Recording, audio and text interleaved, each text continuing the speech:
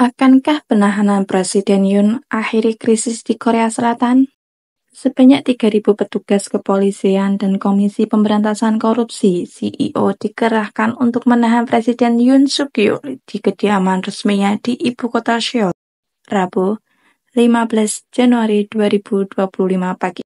Sudah sejak beberapa pekan, dia mengurung diri di istana di bawah pengawalan pasukan pengamanan presiden. Upaya penangkapan kedua oleh CEO berhasil setelah Presiden Yoon bersurat via kuasa hukumnya dan mengaku siap ditahan demi mencegah pertumpahan darah di antara dinas keamanan.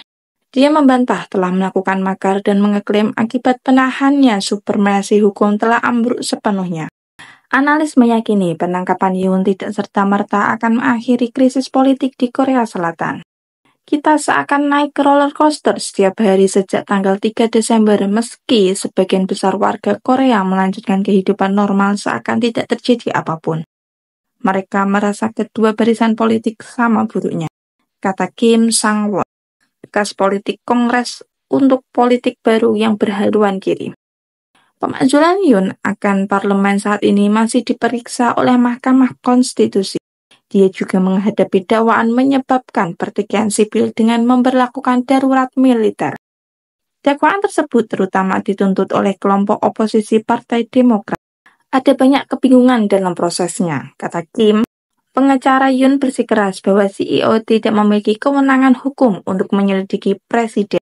Menurutnya, CEO memanfaatkan celah hukum warisan dari pemerintahan Partai Demokrat yang pada periode sebelumnya mengalihkan wewenang penyelidikan kepada polisi. Kim mengantisipasi jika Mahkamah Konstitusi memutuskan bahwa Yoon tidak dapat dimakzulkan. Dia akan bebas untuk melanjutkan perannya sebagai presiden. Meski begitu, kepresidenan Yoon sudah sangat tidak populer di kalangan publik yang menurut jejak pendapat lebih dari 60% mendukung pemakzulannya. Jika pengadilan mengesahkan pemakzulan, dia harus mengundurkan diri demi membuka jalan bagi pemilihan umum dalam waktu 2 bulan. Kontroversi yang menaungi Yoon tidak lantas melambungkan dukungan bagi oposisi. Kim menunjukkan bahwa pemimpin Partai Demokrat Lee Jae-myung hanya memiliki tingkat dukungan publik sekitar 32%. Menurutnya, rendahnya elektabilitas Lee bersumber pada 4 kasus hukum dan sebuah kasus korupsi. Sebaliknya, elektabilitas Yoon secara mengejutkan berkisaran tinggi di angka 30%.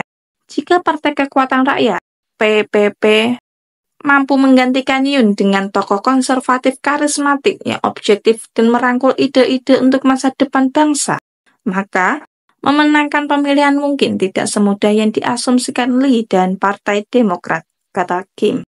Mason Risi, seorang profesor politik dan hubungan internasional di Universitas Studi Luar Negeri Hankuk di Seoul mengatakan, perspektif orang awam mungkin adalah bahwa Yoon mencoba memenangkan kasus hukumnya melalui cara-cara politik dan dengan strategi yang sangat mirip dengan Donald Trump di Amerika Serikat. Dia mencoba mendelegitimasi proses tersebut daripada melawan gugatan hukum. Meskipun tampaknya bukti yang memberatkannya kuat dan saya tidak berpikir itu akan berhasil. Risi menambahkan bahwa ada rasa antipati yang luas di kalangan warga Korea Selatan terhadap elit politik. Menurut saya, rata-rata warga Korea hanya berharap mereka dapat mengikat Yoon dan Lee ke badan roket dan menerbangkan mereka berdua ke matahari. Mereka hanya ingin para pemimpin menjalankan pemerintahan dengan lebih baik dan jujur, kata Risi. Orang-orang merasa lega karena tidak ada bentrokan kekerasan antara pasukan pengawal presiden dan CEO demi reputasi internasional. Tetapi juga karena ini membawa kita selangkah lebih dekat ke akhir seluruh drama ini. Orang-orang ingin terus maju menuju masa depan daripada terlihat dalam ketidakpastian politik yang lebih besar. Menurut kalian gimana tuh guys? Akankah penangkapan Presiden Yoon Suk Yeol akan menjadi akhir dari drama ini? Akankah penangkapan ini akan menjadikan Korea Selatan menjadi lebih stabil? Tulis di kolom komentar ya.